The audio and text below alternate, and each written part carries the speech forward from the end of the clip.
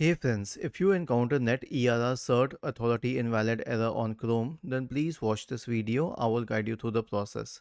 So here's the thing. First of all, right click on the start button, select settings from the menu, go to the time and language tab on the list on the left hand side and select date and time in the right pane. Turn these three switches on and then click on sync now. Wait till you get a tick mark here. If this is not done, then till then you cannot even verify the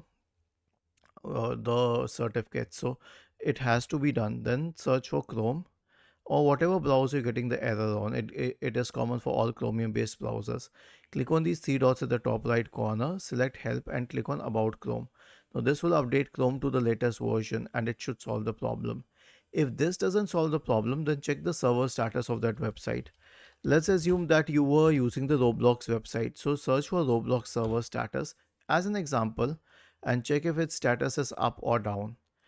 Was this helpful? If yes, then please subscribe to the channel. If not, then let us know in the comment section of the video on how we could help you further. Thank you for watching this video and have a nice day.